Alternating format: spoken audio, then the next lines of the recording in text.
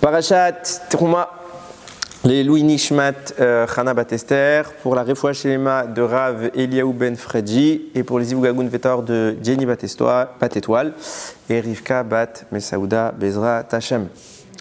Alors Teruma, on entre dans le Mishkan. C'est très technique la paracha. Si vous la lisez, j'espère que vous allez la lire. Juste à traduire, c'est compliqué parce qu'on va parler vraiment d'un plan de construction, d'un schéma, des manières, des bâtons qui vont traverser tel endroit, des accroches qu'on va avoir pour toute la configuration du Mishkan. Donc Hachem va commencer par réclamer à Moshe les matériaux. On va en parler tout de suite, c'est ce sur quoi on va parler maintenant, donc l'or, l'argent, etc. Et après, il va commencer à lui dévoiler étape par étape, voilà comment on va faire le Aaron HaKodesh, il sera de telle taille, de telle forme, de telle nature, puis le couvercle du Aaron avec les deux chérubins au-dessus, telle taille, tel endroit. Après, vous allez faire la table, la menorah, le pain de préposition, le misbéar, tous les éléments. Et puis, pour constituer ensuite une tente, on va mettre des tentures qui vont faire le pourtour, et ça nous donnera un Mishkan portable, ce qui sera le précurseur du futur Beth Amikdash Bezrat Hashem.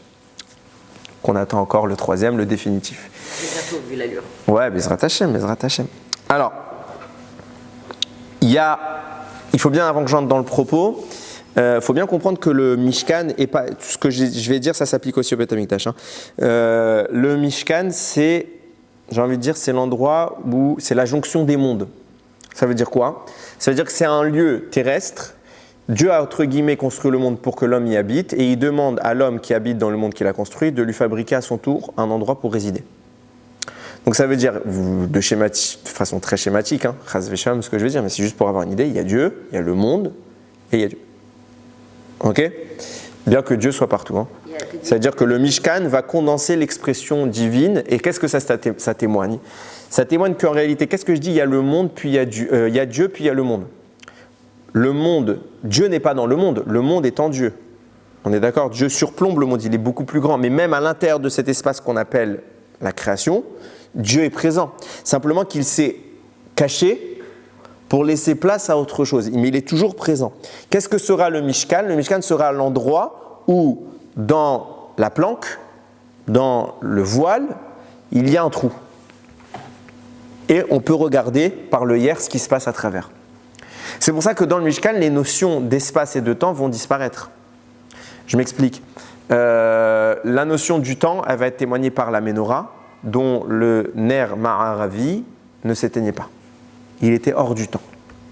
La notion de l'espace va être témoignée par le Mishkan, par le Aaron, qui ne prenait pas de place.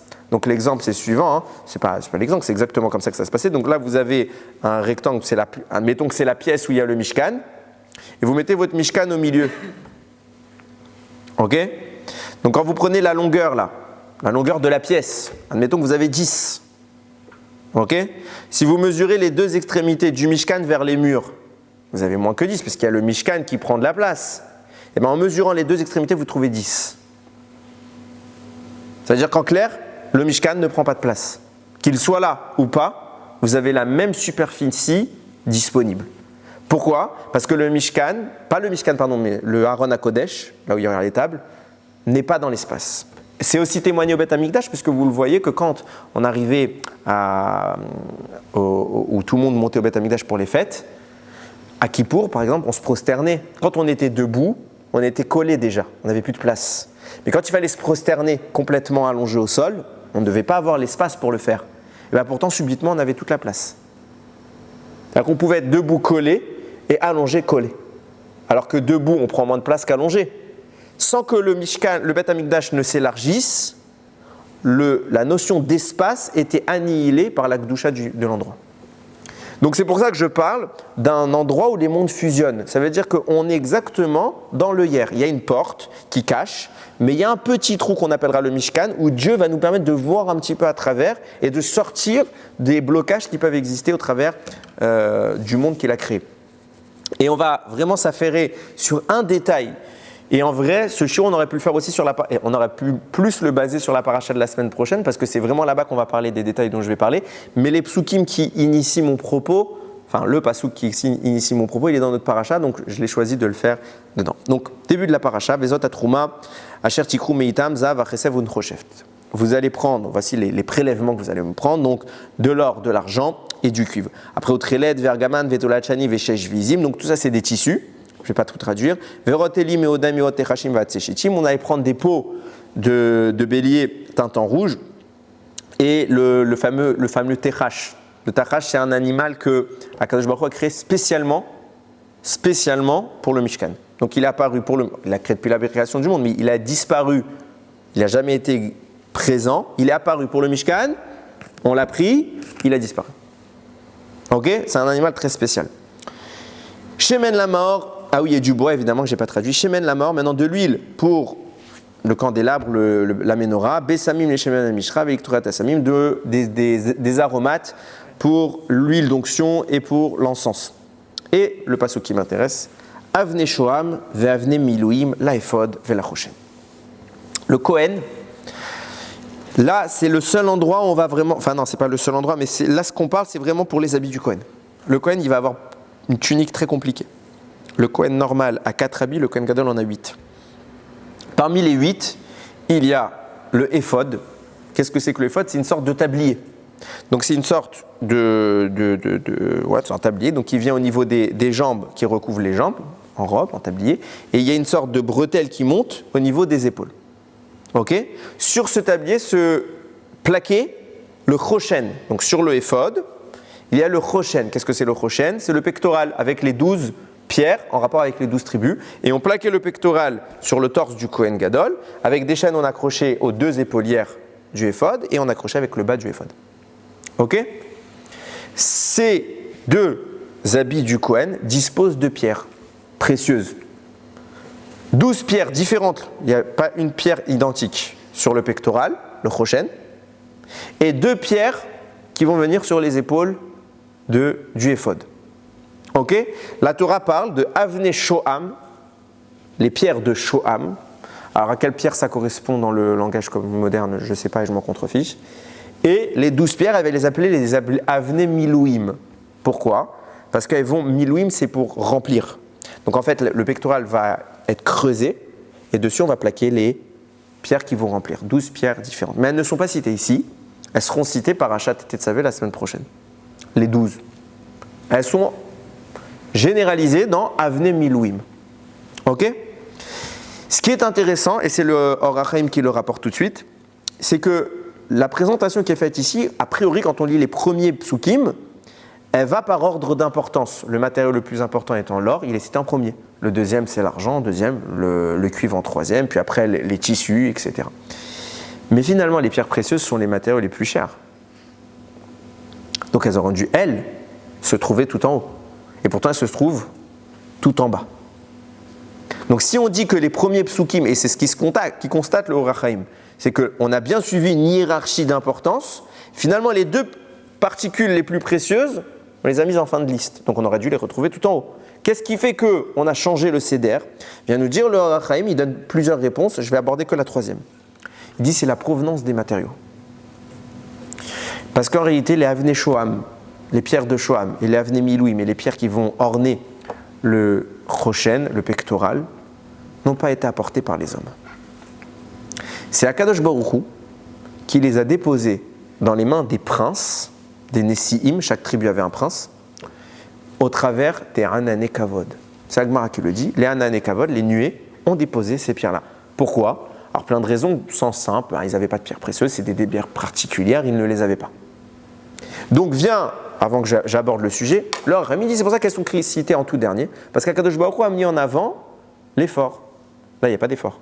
Ce n'est pas vous qui avez finalement fourni le matériel, c'est moi. Donc ce n'est pas ce qui m'intéresse que moi j'offre. Ce qui m'intéresse, c'est ce que vous offrez. Et dans ce que vous offrez, j'ai hiérarchisé or, argent, etc. Et une fois que ça c'est important, puisque ça c'est important à mes yeux, je le mets avant les pierres dont on parle. Mais ce qui est intéressant, c'est qu'on voit d'ores et déjà que l'œuvre du Mishkan va être fournie en partie, en immense partie, par le Ham Israël, par l'humain, mais Dieu y participe quand même. Dieu vient mettre sa participation à l'édifice. Et on se pose bien une question qui va ouvrir le propos. Si ces pierres-là sont déposées par Dieu, par les Hanan et Kavod, intuitivement, on ressent bien l'idée de dire que c'est parce qu'il n'y a que lui qui pouvait nous les fournir. Et donc on ne parle plus, et on ne parle pas simplement d'une difficulté à les trouver, parce que bon, allez, admettons qu'il aurait fallu faire une expédition pour les trouver, ben t'as qu'à le faire. C'est pas un problème, même si ça va prendre plus de temps. Le but n'est pas spécialement de gagner du temps, c'est de dire que si c'est Dieu qui intervient, lorsque c'est Dieu qui intervient, c'est parce qu'en fait nous on ne peut plus intervenir. Donc ces pierres-là viennent traduire un état du Mishkan, une dimension du Mishkan, que seul Dieu pouvait mettre en avant, et que tout le reste je vous le demande, parce que c'est votre ishtadlut, c'est votre travail.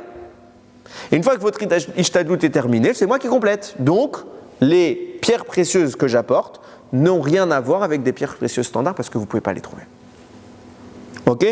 Maintenant, ce qu'il nous faut élucider, et ça va être tout mon propos, c'est la nature de ces pierres. Et vous allez voir que c'est loin d'être évident. Sur ça, le Targum Yonatan Ben Uziel, il rapporte tout de suite d'où elles viennent. Où est-ce que les Hanan et Kavod, elles les ont récupérées ces pierres ? La Torah nous raconte dans Bereshit chapitre 2 qu'en sortant du Gan Eden, il y a un fleuve qui se divise en 4 sommets. Donc ça veut dire un fleuve qui se divise en 4 rivières. Dans ces 4 rivières, il y en a un qui s'appelle Pishon. C'est là-bas qu'on a trouvé toutes les pierres. Donc les Hanan et Kavod sont allés là-bas, ont cueilli ces pierres et les ont apportées.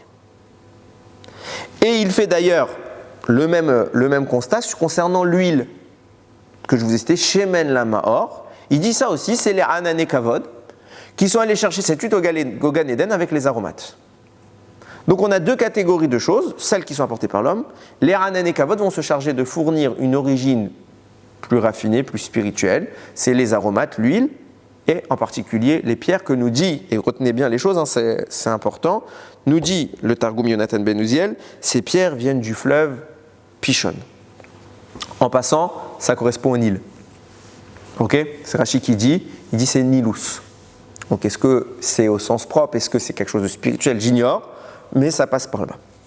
Regardez ce qu'il rapporte ici, il y a un commentateur qui s'appelle le Imre Emet qui cite son père qui s'appelle le Sfat Emet, un grand maître de la Chassidoute de Gour, qui explique les choses comme ça. Il dit, vous connaissez sans doute ce Midrash de Yaakov, Parashat Vayetse, qui s'enfuit de chez ses parents puisque Esav veut le tuer.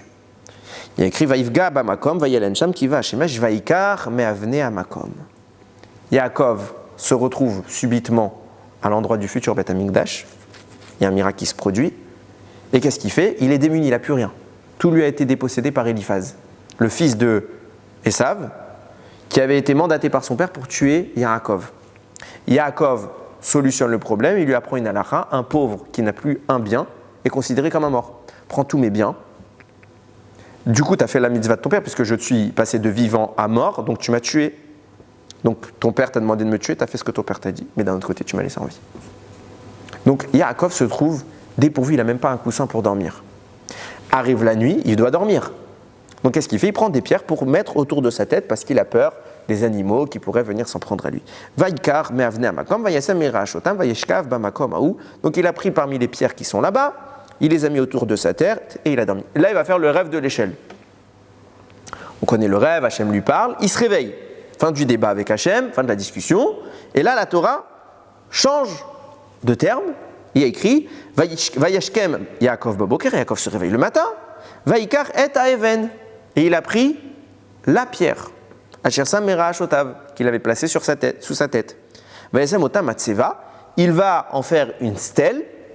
Vayitzok shemen al rocha. Et il va la oindre avec de l'huile à son sommet. Tous les commentaires diront, au début, il y avait écrit Vaïkar, mais avne à makom. Il a pris des pierres de l'endroit. Et à son réveil, il a pris la pierre. Pourquoi ? Midrash très connu qui dit Yaakov a saisi 12 pierres. Il y a une marloquette entre 3 rabbanim. Rabbi Yehuda, Rabbi Hanania, si je ne me trompe pas, non, c'est Nechemia et les Chachamim. Bien Rabbi Yehuda, il dit il a pris 12 pierres. Et il a dit comme ça. Il a dit on le sait de tradition que l'élu d'Hachem donnera naissance à 12 tribus. Abraham ne les a pas données, Yitzhak ne les a pas données, je veux savoir si c'est moi qui les donnerai. Donc je prends 12 pierres. Si ces pierres fusionnent en une seule, ça témoignera que c'est moi qui va faire naître les 12 tribus d'Israël. Les pierres ont fusionné, il a su que c'était lui. L'opinion de Rabbi Yehuda. Vient Rabbi Nehemia, il dit non, il a pris 3 pierres. Pourquoi? Il a dit parce que Hachem a associé son nom avec Avram. Il a associé son nom avec Yitzhak. Je suis peut-être le 3e. Je veux savoir si Hachem associera son nom à moi. Donc je prends 3 pierres, une pour Avram, une pour Yitzhak, et je vais voir si elle va se mettre dans le même moule, la mienne, la 3e pierre, qu'Avram et Yitzhak. Si elle fusionne avec Avram et Yitzhak, ça veut dire que je serai dans la même dimension, et je saurai qu'Akadosh Baruch Hu associera son nom au mien.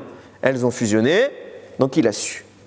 3e avis, les sages. Ils disent non, c'est écrit un pluriel, il a écrit des pierres, le minimum d'un pluriel c'est 2, donc il a pris 2 pierres. En disant, Avraham, il a eu de la descendance négative, Ishmaël et les enfants de Ketura. Yitzhak, il a eu de la descendance négative, Esav et tous ses princes. Est-ce que moi aussi j'aurai de la descendance négative? Si les 2 pierres que je viens de prendre fusionnent, c'est le signe que je n'aurai pas de descendance négative.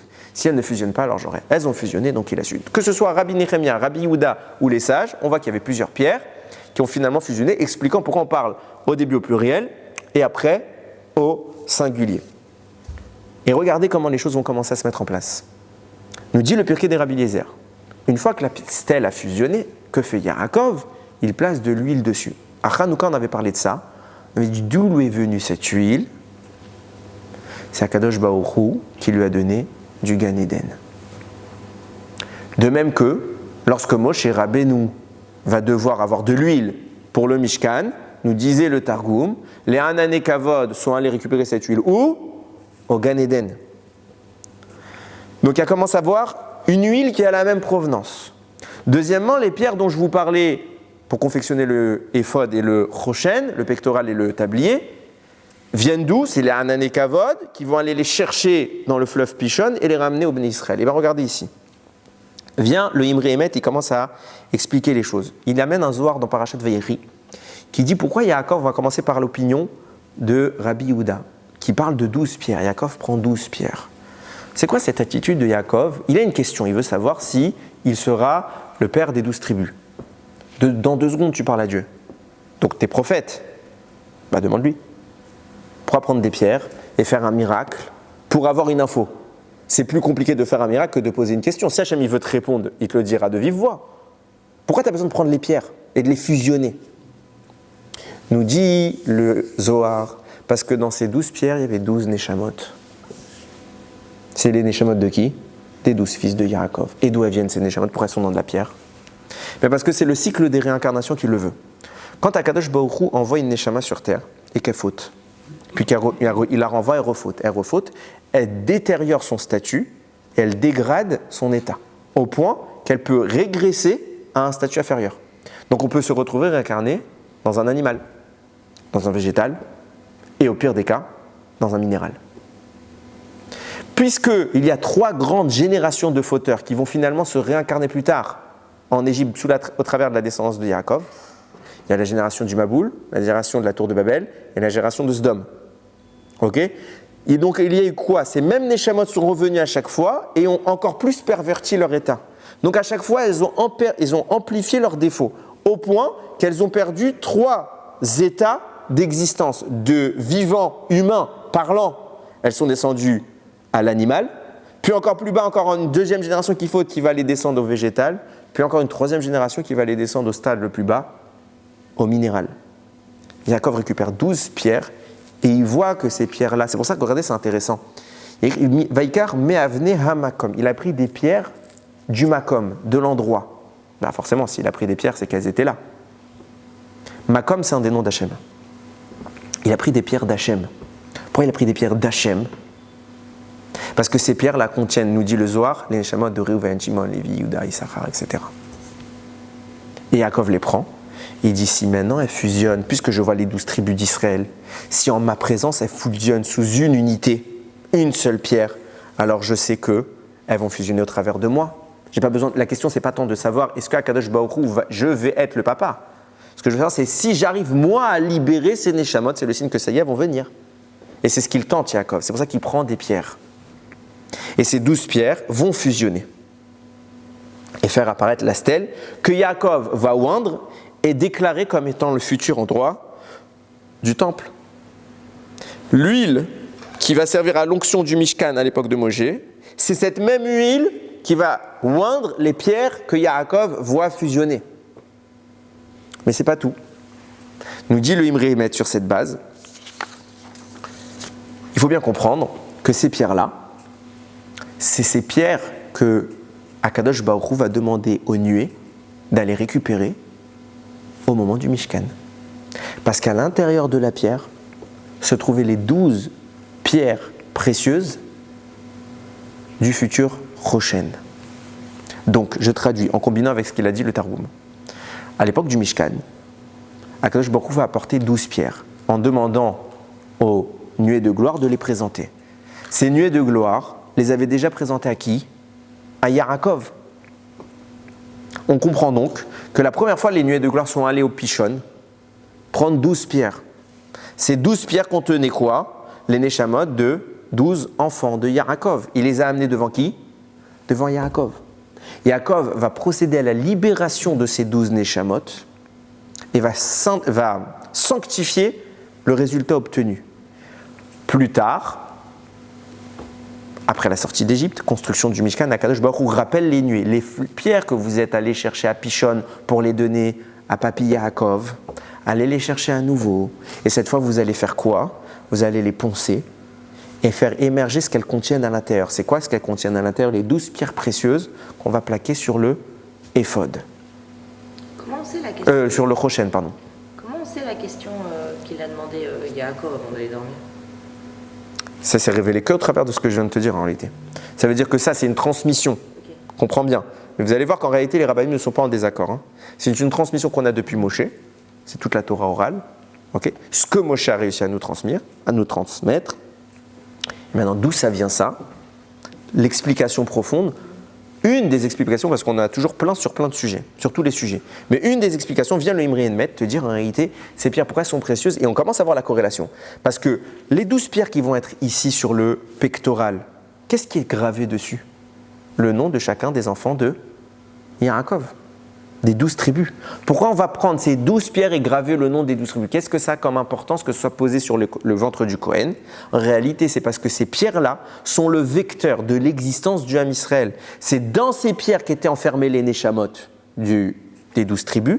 Et ces pierres-là vont, au travers du travail de Yaakov, permettre l'émergence et la libération de ces âmes pour pouvoir donner 12 pierres précieuses sur lesquelles on gravera le nom. Et vous allez voir le rapport, j'arrive dans 2 secondes. Ce que j'essaye de mettre en place ici, ça va être le rapport entre les lettres qu'on va graver et la pierre, qui elle-même est détentrice d'une Neshama. Oui ? Je crois qu'il y a une para qui dit qu'il y a des pierres qui étaient perdues et qu'ils ont, les familles, ils ont été... Il a cherché chez un goy et qu'il n'a pas voulu réveiller son père. Voilà. Et après, il a eu la para à Douma. Voilà. Il y a eu cette pierre. Hein ? Attention, Kolakavod. Évidemment que les pierres qu'il va y avoir ici, je ne suis pas en train de prétendre qu'elles sont éternelles. Ok ? Et ce que je suis en train d'essayer d'évoquer ici, c'est la nature première des choses. Tu vas bien te rendre compte que, par exemple, l'huile qu'on va utiliser au fil du temps, pour la menorah, par exemple, ce n'est pas l'huile du Gan Eden. Tu as compris ce que je veux te dire ? Ça veut dire que quoi ? Ça veut dire que quand Akadosh Baruch Hu initie l'événement et qu'il lui place, et pourquoi c'est important de parler d'initiation ? Parce que c'est à ce moment-là qu'on entre la Gdusha qui est requise pour l'événement et pour le Mishkan, pour le monument. Une fois que la Gdusha est entrée, elle reste. Donc après, on n'est plus en train de parler du matériau lui-même, on est en train de parler de la Gdusha qui va s'imprégner dans le matériel. Et c'est pour ça que pour le premier événement, il fallait que ça se passe comme ça. Tu vois bien par ailleurs que le Tachash n'est pas réapparu à l'époque de Shlomo. Et pourtant, Hachem l'a créé spécialement pour ça. Parce que le Tachash était pour inaugurer la chose. Et pour opérer un tikkun qui concerne les Bnei Israël à ce moment-là. Après, évidemment que la Gdusha va se transmettre. Est-ce que ce sera la même Gdusha ? Évidemment pas, puisque Moshe Rabbeinu est supérieur aux autres. Et c'est lui qui va finaliser l'événement. Mais on est en train de faire une intronisation. Le premier roi n'est pas le même que le deuxième. Et On peut envisager une descente après, mais le premier, il faut que ça se passe bien. Akadosh Baruch Hu, quand il met en place un endroit où il veut résider, et la manifestation qu'il va y avoir au Mishkan sera supérieure à tout autre. Le Mishkan est éternel, il n'a jamais été détruit et il disparaîtra jamais. C'est le seul qui s'inscrit dans l'éternité. Le Beth Amikdash de Shlomo a disparu, le deuxième Beth Amikdash a également disparu.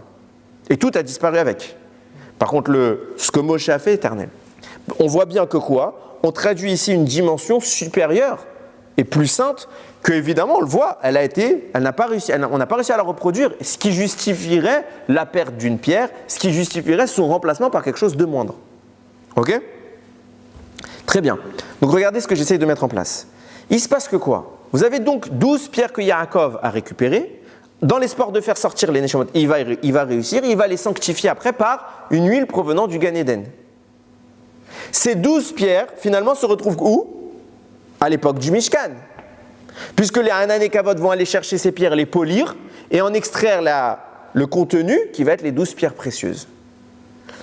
Et l'huile, cette même huile qu'on avait initialement, je répète pour remettre les choses en place, va réapparaître. Qu'est-ce qu'on voit ici ? Chachamim vont nous dire, donc on avait quoi ? Premier avis, c'est l'avis de Rabbi Yehuda qui nous dit qu'Yaakov il a pris 12 pierres. Mais on avait un deuxième avis et un troisième avis. Il dit qu'il a pris 3 pierres, puis 2 pierres. Sur les 12 pierres, Chachamim vont nous dire, la plus importante c'est laquelle ? Elles sont toutes énumérées par Achat Tetzavé, mais dans notre parasha on n'en parle que d'une. Il n'y a qu'un nom qui est cité. C'est Avnei Shoham. Les pierres de Shoham. Ces pierres-là, sur elle, sur la pierre de Shoham, qui va être également présente ici. Donc il y a 12 pierres, dont une qui est la pierre de Shoham. J'ai dit qu'il y en aura 2 ici, puis 12 ici. 12 différentes ici, ici c'est les 2 les mêmes. Ici c'est 2 pierres de Shoham. Ici 12 pierres différentes, dont parmi les 12, une qui s'appelle Shoham, qui va être inscrite sur cette pierre, Yosef. Ramim nous disent, la plus importante des 12 présentes sur le pectoral, c'est la pierre de Shoham. Pourquoi ? Parce que c'est la seule qui est citée finalement. La Torah ne va pas citer les autres, elle va les citer par Achat Tetzavé dans le détail. Mais quand elle parle en globalité, quand on parle de la globalité, on met toujours la représentation, ce qui représente le tout. Et là, elle n'a pas parlé des autres. Elle a dit Avnei Shoham, Avnei Miluim, la pierre de Shoham et les pierres d'ornement. Les pierres d'ornement, toutes les pierres. Donc, elle prédomine. Pourquoi ? Parce que Yosef, son attribut kabbalistique, c'est le Yesod. Le Yesod, c'est le fondement. Le fondement, c'est ce qui réunit toutes les notions en elles-mêmes. Donc la pierre de Shoham a comme caractéristique de fusionner toutes les notions qui l'entourent.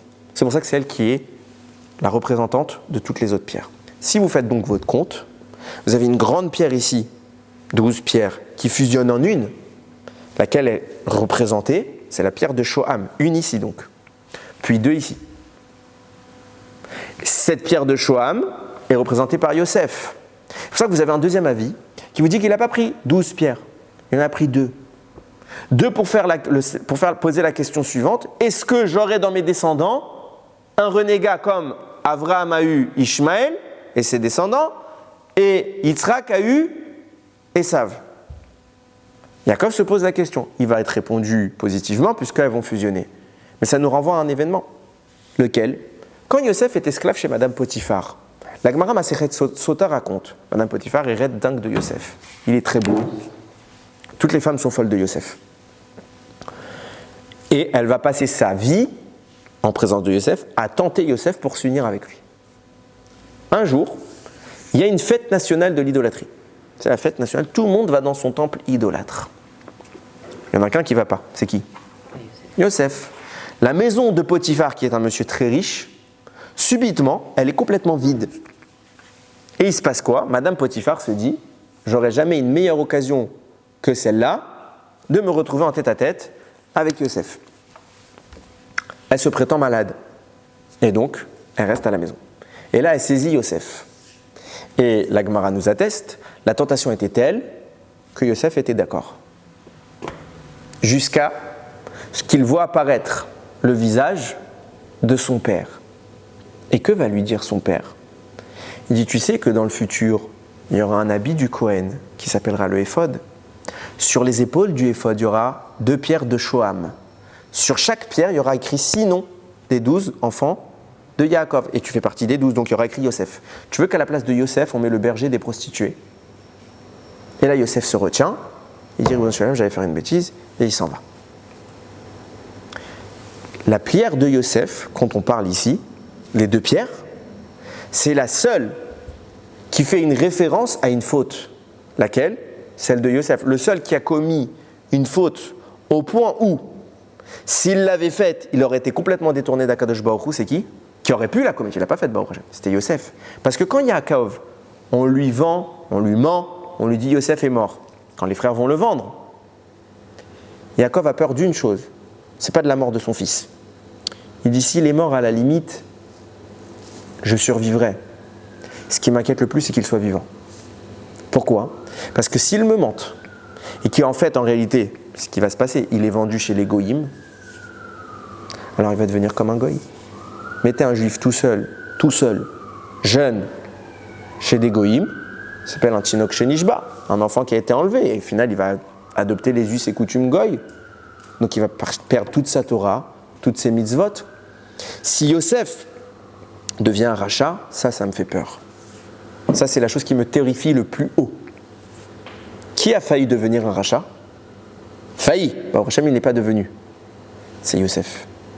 Quel est l'argument qui préserve Yosef? C'est la pierre. Ton nom va être écrit sur une pierre de Shoham. Les deux pierres, pas n'importe lesquelles, les deux qui sont sur le éphod. Et les deux pierres qui sont sur le éphod, rappelez-vous, vous rappelle quoi? L'opinion des sages qui dit que Yaakov, il n'a pas pris 12 pierres, il a pris 2 pierres pour savoir est-ce qu'il aurait un enfant qui serait rachat. Si elle fusionne, c'est qu'il n'a pas d'enfant qui serait rachat. Il est en train de prier à Kadosh Baruch Hu. Protège ma descendance, qu'aucun de mes enfants ne soit comme Esav, ni comme Ishmaël.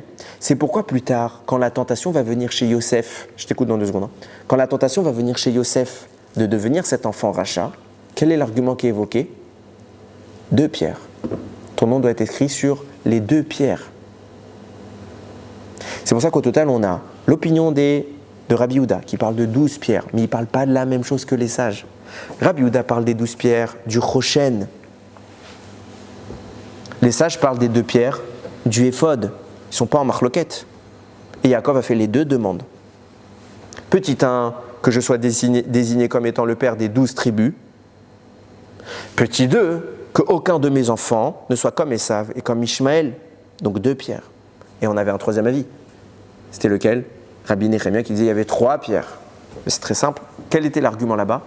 Pourquoi il a pris 3 pierres d'après Rabbi Nehemia? Parce que Akadosh Baruch Hu a associé son nom à Abraham, à Yitzhak, il voulait savoir ce qu'il allait associer son nom avec lui. Quand vous faites votre compte, il y avait combien de pierres de Shoham? 3. Dont une encadrée par 11 autres. Viennent nous dire Chachamim.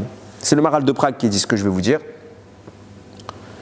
Qu'est-ce que veut Yaakov? Il veut que le nom d'Hachem réside sur lui.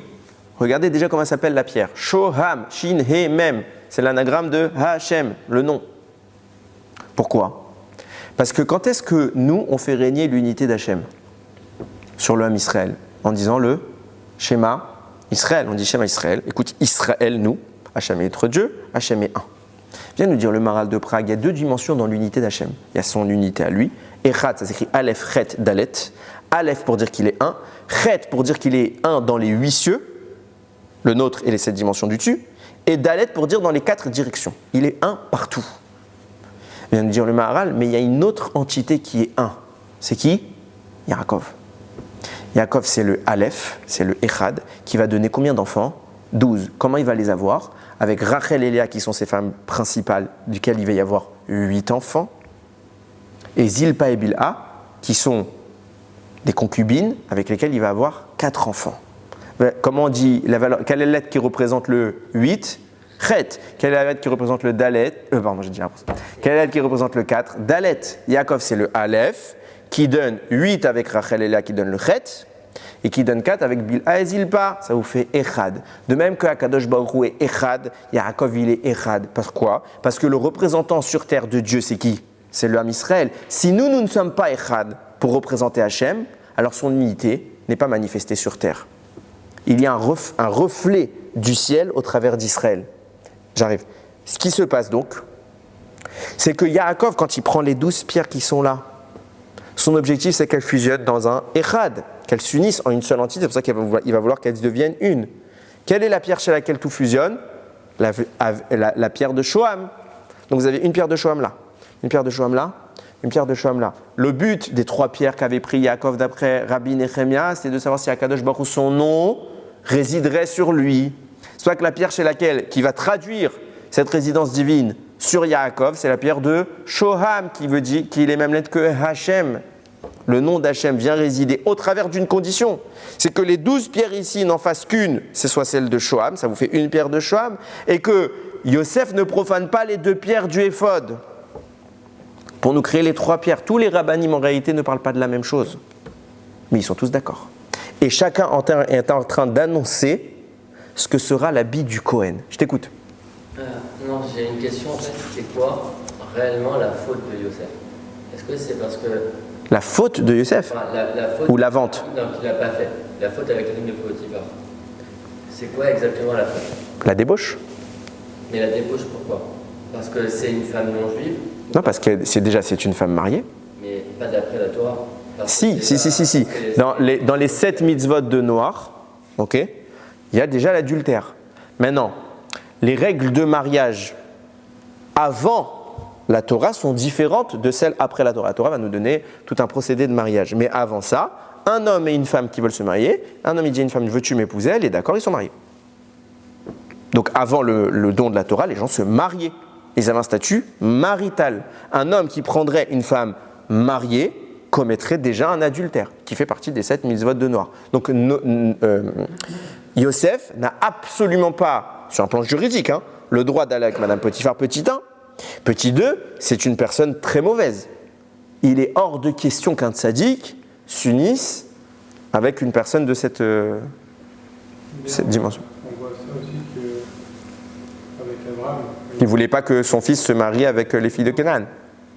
Qui dit qu'elle veut dire Sarah que c'est sa sœur, il ne peut pas se faire tuer parce qu'il préférait d'abord le tuer et après lui prendre sa femme. Il ne peut pas être avec sa mariée.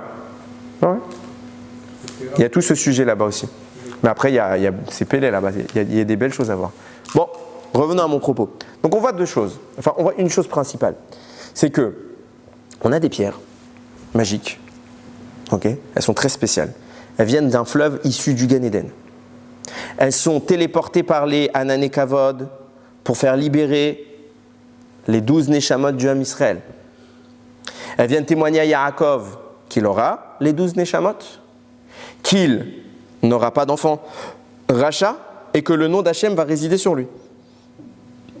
Et à la fin, ces pierres émergent, c'est des cailloux au début, émergent sous forme de pierres précieuses, dans un total de 14 au final, puisque 12 ici et 2 là, pour traduire les habits du Kohen qui vont manifester toutes ces idées chez le Kohen. Si vous m'avez suivi jusque-là, on se dit qu'il y a une idée qui apparaît. Yaakov est le fondateur qui va permettre à ces pierres-là de prendre leur place dans le Mishkan, dans les habits du Kohen. Mais en réalité, Yaakov, ce n'est pas le premier qui va s'en servir. Elles sont apparues avant. Chez qui? Chez Noach. Ah, il fallait la deviner celle-là. Chez Noach. Regarde ce qui est écrit. Quand Akadosh Baruch Hu va parler à Noach pour lui demander de fabriquer la Teva, l'arche, il va lui demander, il va décrire le schéma, et il y a une clause qui dit Tsoar tasé la Teva. Tu vas faire un Tsoar. Débat. Tsoar, pour tout le monde, ça va être la source lumineuse qui va éclairer la Teva.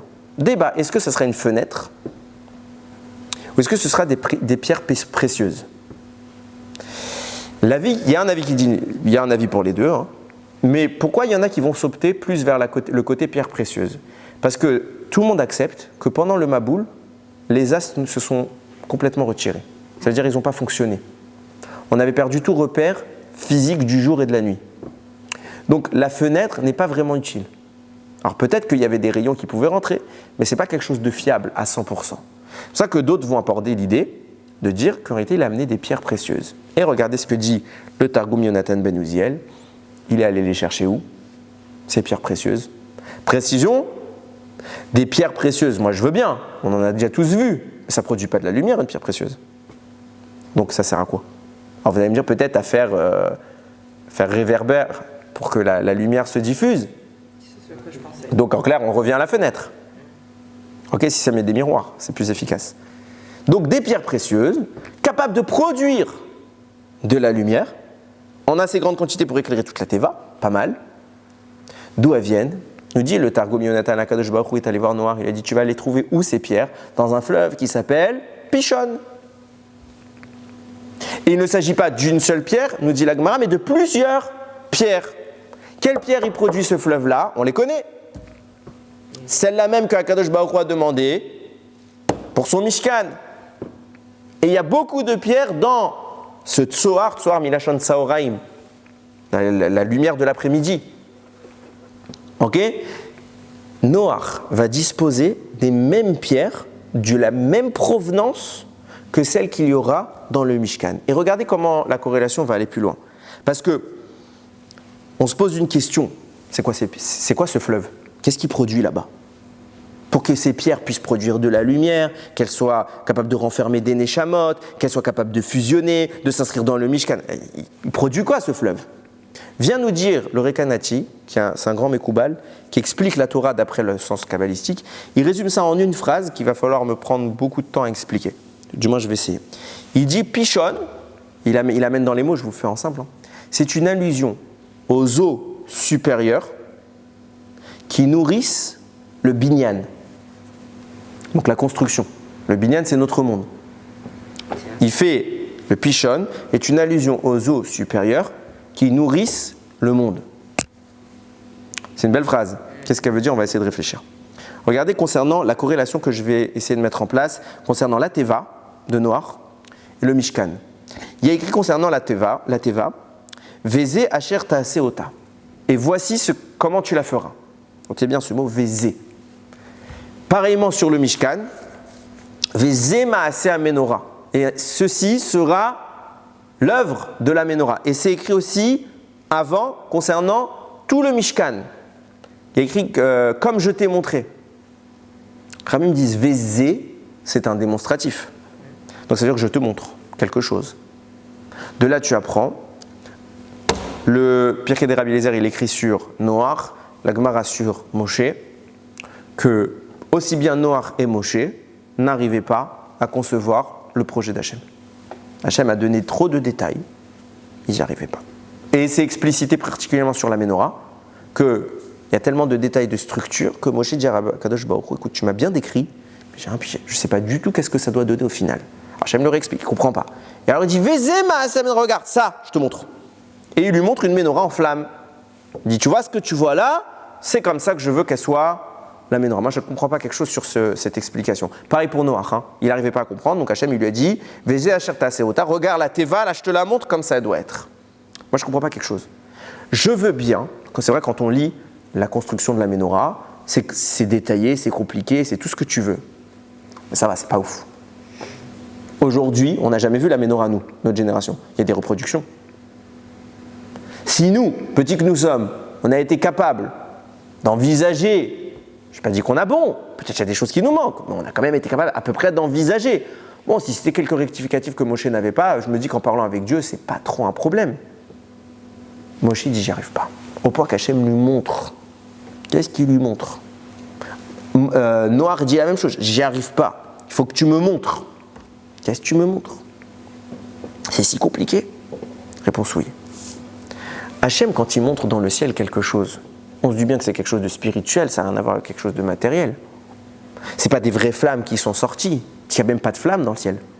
Il n'y a pas de flammes. Moshe, quand Hachem lui parle, il est où? Il n'est pas sur terre. Il est Bashamaïm.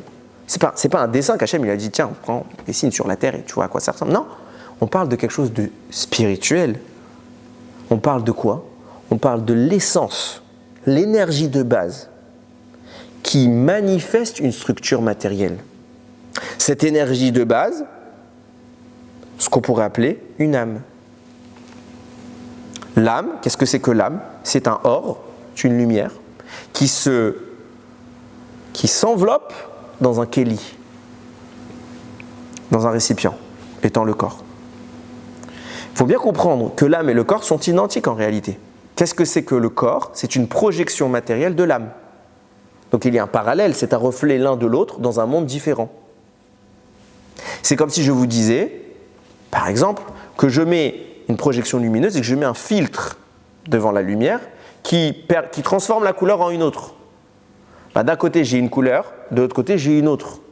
Mais c'est la même projection. Simplement qu'il y a un voile qui interfère et qui bride le projet initial, le résultat initial. Ça, c'est la neshama. Ça, c'est le or d'origine. C'est pour ça que les Chachamim vont dire quelque chose d'extraordinairement important. Et que ça explique beaucoup de choses que j'aurais pas le temps d'expliquer ici. J'ai pu en parler dans d'autres shiurim, mais juste je donne l'idée et après ça ouvre la réflexion. Vient le Sfat Emet et il amène le Sefer HaYetzira qui dit les pierres sont appelées des lettres. Ça veut dire quoi? On le dit dans Tana d'Eveliaou tous les matins. Al tikre banaïr et la bonaïr. Ne lis pas que les Talmidei Chachamim sont des fils, ils ne sont pas tes fils, ils sont des constructeurs, des bonaïr. Après, c'est des constructeurs parce qu'ils étudient ta Torah. Et alors? Comment Dieu a créé le monde? En parlant. Et puisque Dieu a créé le monde en parlant, qu'est-ce qu'il a utilisé? Des lettres. Dieu prend des lettres, les combine et il forme des mots. Lorsque Dieu dit un mot, une notion apparaît dans le monde.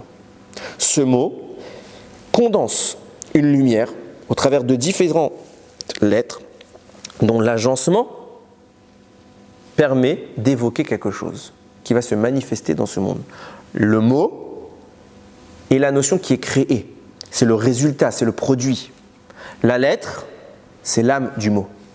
Sans lettre, il n'y a pas de mot. De façon plus imagée, la lettre, c'est la lumière, c'est l'âme qui donne vie à un corps.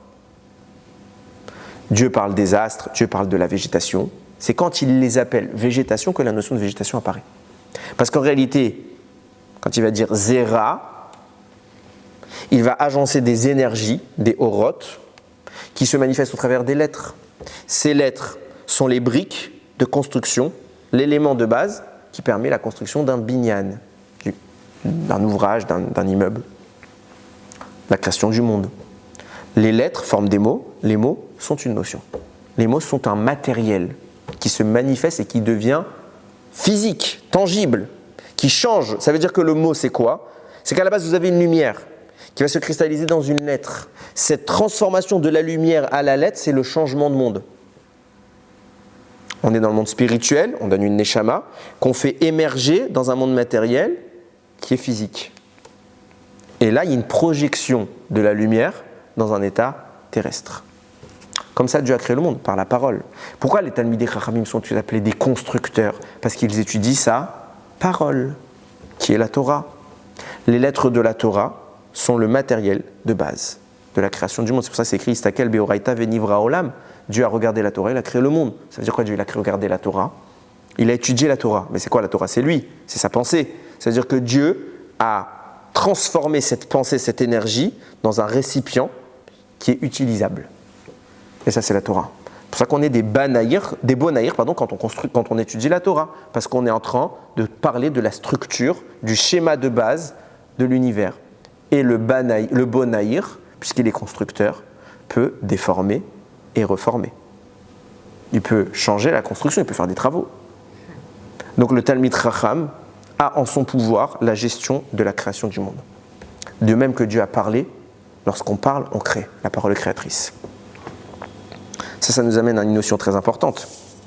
Comment s'appelle l'arche de Noach? Teva. Teva. Teva, ça veut dire? Nature. Non, c'est ça c'est avec un Aïn. C'est avec un He. Teva, c'est l'arche, mais Teva veut dire un mot. Comme ça, il lui a dit Hachem. Veze asher ta'aseota. Comme ça, tu la feras quoi? La Teva. Tsoar ta'ase la Teva. Une lumière, tu feras pour le mot. Qu'est-ce que c'est qu'un mot? C'est des lettres. Qu'est-ce que c'est que les lettres? C'est une lumière créatrice. Tsoar, tu as créé une lumière. Ta'ase la Teva. Ce que je te demande à toi, Noir, et que tu n'arrivais pas à comprendre, je peux te faire un bateau, ça va, je suis pas débile. Ce que Noir n'arrive pas à comprendre, c'est créer la neshama de ce bateau. Créer la source spirituelle, manier les éléments créateurs pour que ce bateau puisse exister sur Terre. C'est ce que Hachem fait tout le temps, il crée toutes les notions. Et nous, on ne fait que prendre la matière et la moduler au travers des notions qu'il a déjà préalablement établies. Là, Hachem demande quelque chose d'autre, il dit, tu crées la notion, c'est pas moi. Tsoar ta'ase la teva. Crée une lumière. agence des lettres, utilise l'énergie fondatrice et fait apparaître la Teva. Et Hachem lui dit, moi, noir, il dit, Ribono Shel Olam, j'y arrive pas. C'est pour ça qu'Hachem lui montre, voilà, c'est quoi les lettres que tu dois utiliser. Regarde l'arche, comment je veux qu'elle soit. Regarde les énergies, c'est quelque chose de spirituel que je te montre. C'est pas un bateau. Moi, j'ai Rabbeinu dit, Ribono Shel Olam, tu me demandes le même travail, mais je conçois que je peux construire un Mishkan, la forme, ce que tu veux, les ornements. J'arrive. Mais tu me demandes de créer la Neshama de ce Mishkan, la source lumineuse d'origine qui va se projeter dans ce monde, qui va donner naissance matériellement au Mishkan, je suis incapable. Hachem lui montre la Neshama du Mishkan. Comme ça, comme ça, comme ça. Qu'est-ce qu'Hachem lui montre? Comment l'étude est le vecteur de création. Comment chaque lettre dispose d'une lumière qui s'investit dans un Kéli. Et ce Kéli, c'est la création. La lumière, c'est son âme. Voilà le travail que Moshe n'arrive pas à comprendre jusqu'à qu'Hachem lui explique et lui fasse étudier. Et regardez comment les choses sont merveilleuses. Puisque moi je vous ai expliqué en disant qu'on est des beaux naïrs quand on étudie la Torah. Donc on est des bâtisseurs. Un bâtisseur peut remodeler le monde, enfin du moins la bâtisse. Okay? Puisque j'ai à ma disposition toutes les forces créatrices, et bon, j'ai qu'à les agencer autrement pour faire autre chose. C'est pour ça que le mot tsoar, c'est les mêmes lettres que quoi? Tsara, une souffrance. Qu'est-ce qu'Akadosh Baruch Hu dit à Noach? Le monde est en train d'être détruit. Et de toi, il va y avoir une reconstruction. Je veux que la tsara qu'on est en train de vivre, de cette tsara, il y ait un tsoar, il y ait une lumière qui en ressorte. La lumière créatrice. Je veux que tu rebâtisses. Je veux que tu recrées. Que tu crées un espoir pour l'avenir. Au moment de la destruction, tu refais apparaître la lumière créatrice. Et c'est pour ça que le mot tsoar, c'est également les mêmes lettres que retsé. Agréé, qu'Akadosh Baruch Hu nous agrée. Pourquoi? Parce qu'au travers, il y a une tsara. Au travers de notre étude de la Torah, on peut arriver à être ratsoui, agréé par Hachem, au point que la tsara devienne un tsoar et que la lumière jaillisse du malheur. La vertu de la teva était de prendre la rigueur et la transformer finalement en miséricorde. Là où tout le monde était en train de mourir, on est en train de recréer dans un microcosme la vie. Au travers de quoi? De ce secret-là dont je parle. Pareillement, nous notons que quel est l'objectif du Kohen Gadol? Prendre la rigueur et demander à Kadosh Baruch Hu de pardonner à son peuple pour accorder la vie. Le Kohen Gadol risque sa vie au Beth Amikdash, Yom Kippour, pour demander d'être pardonné. Le Kohen Gadol est celui qui va nous faire les sacrifices pour être pardonné.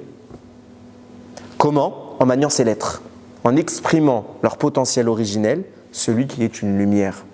Maintenant, on commence à comprendre quelque chose d'extraordinaire. Comment ces pierres venues du Pishon que le Rekanati expliquait comme étant les sources de la bâtisse, elles produisaient de la lumière. Parce que à Kadosh Baruch Hu, tu vas lui dis, tu prends le fleuve qui sort du Gan Eden, tu vas chercher là-bas 12 pierres, les 12 pierres qu'il y aura dans le Choshen plus tard. Elles produisent de la lumière parce qu'en réalité, qu'est-ce qui est en train de devenir noir? Il est un homme qui accède à la source originelle, la lumière des lettres. La lumière qui se cache à l'intérieur du corps, la lumière qui crée la structure. La pierre de Shoham et toutes les autres pierres dont on va parler, Noach accède au secret qui permet d'accéder à la lueur scindée à l'intérieur. Scellé, c'était plutôt le mot. Scellé à l'intérieur. Il est capable d'en faire sortir la lumière. Et la lumière, d'un coup, jaillit dans toute la Teva. On commence à voir ce que la matière cache. Et c'est quoi? Elle cache des lettres. Vous comprenez que ces mêmes pierres se retrouvent sur le Choshen, gravées au nom des enfants de Yaakov. Et lorsque le Kohen nous dit, la Chachamim, ça s'appelle les Urim Vetumim. Lorsque le Kohen Gadol a une question à poser à Kadosh Baruch Hu, il se met devant son Choshen et il pose la question, Ribono Shel Olam, est-ce qu'on doit partir en guerre? Et qu'est-ce qui se passait? Les lettres se mettraient à briller dans la pierre. Parce que la lettre, c'est quoi? C'est une lumière créatrice. Et subitement, ces pierres-là que le fleuve Pishon crée sont en mesure de briser la nature, de briser l'écran qui cache et de faire émerger une lumière. Et par la lumière, elle répondait au Kohen, parce que le Kohen accédait à l'essence même de la création du monde. Maintenant que je vous ai dit ça, vous allez remarquer quelque chose d'important, c'est que cette pierre de Shoham, Shin He, même, c'est les mêmes lettres que même Shin He, Moshe. Il y a un autre troisième, j'ai dit Hachem tout à l'heure, maintenant je dis Moshe. Pourquoi? Quel est le rapport entre ces pierres et Moshe? Et là, c'est Pélé. Regardez bien. Lorsque on parle de lumière, je l'ai dit la semaine dernière, je crois, regardez ce qui est écrit concernant Adam Arishon avant qu'il faute et après qu'il faute. C'est écrit que quand il a fauté, Vayas Hashem Elokim le Adam ul Ishto Kotnot Or. Hashem, il a fait à Adam et sa femme des tuniques de peau. Vayal Bichem, il les a habillés avec ça. Rabbi Meir, quand il arrive à ce passage-là, d'ailleurs, Chachamim nous diront, c'est le Zohar qui le rapporte, la tunique de peau qu'il lui a fait, c'était son habit de Kohen Gadol. Vous voyez tout le rapport, je ne vais pas rentrer dedans, mais vous voyez que c'est vraiment en rapport avec ce que je dis. Viens Rabbi Meir, et quand il lit ce passage de la Torah, il dit pas Kotnot Or, avec un Aïn, il dit Kotnot Or, avec un Aleph. Parce que Rabbi Meir nous explique qu'avant la faute, Adam Arishon n'est pas fait de chair normale, il est fait de lumière. Il exprime la lumière créatrice. Il voit d'un bout à l'autre du monde. Il est capable de tout. La faute va pervertir cet état pour faire apparaître un Or. Et elle va être enveloppée dans un Kéli, qui est le corps. La lumière est interne et le corps bloque l'accès à cette lumière. Pourtant, il est un homme qui va réussir à récupérer cette lumière. Regarde ce qui est écrit quand Moshe Rabbeinu descend du Har Sinaï avec les tables. Vaï beredet Moshe mer Sinaï, et ce fut lorsque Moshe descend du Har Sinaï, où Shnei Luchot haedut beyad Moshe, les deux tables dans ses mains, Berit Tominar, en descendant dans la montagne, où Moshe lo yada, Moshe ne savait pas quelque chose. Qu'est-ce qu'il ne savait pas? Kikaran or panav bedabero ito, que son visage, la peau de son visage, projetait de la lumière, parce que Dieu lui avait parlé. D'un coup, la peau de Moshe se met à émettre de la lumière. Et regardez ce que cet homme devient subitement capable. Qu'est-ce qu'il fait Moshe? Donc Moshe Rabbeinu, ce que je vous ai corrélé avec la pierre de Shoham, c'est les mêmes lettres que Moshe. Et l'homme qui, comme la pierre de Shoham que j'explique depuis tout à l'heure, ainsi que les autres pierres, est capable de briser la frontière spirituelle matérielle pour faire exister la lumière dans notre monde. C'est ce qu'a fait la pierre de Shoham dans les pierres du fleuve, dans la Teva, et c'est ce que Moshe est en train de faire. C'est pour ça qu'ils ont les mêmes lettres. Mais regardez ce qu'il devient lui-même capable de faire. Il tient les tables, sur lesquelles Hachem dit, que je retrouve, Ve'aluchot maase Elokim hema. Les luchot, les tables, sont les pierres, sont l'œuvre, de Dieu. Ve'amirtav mitav Elokimhu. Et l'écriture, c'est l'écriture d'Hachem. Donc on a des lettres dans de la pierre. Que fait Moshe? Il les casse. Mais c'est qui a créé cette pierre? C'est Dieu. C'est Dieu. Donc qui peut recréer cette pierre? Dieu. Pourtant, qu'est-ce qu'il va dire à Moshe? Plus tard, Moshe obtient le pardon de Dieu à Israël. Pesol lechaché neluchot avanim karishonim. Tu vas, toi, Moshe humain, sculpter des pierres comme les premières. Toi, tu vas prendre la pierre que j'ai créée. Mais elle est détruite. C'est Maaseh Elohim, je ne suis pas Dieu pour créer.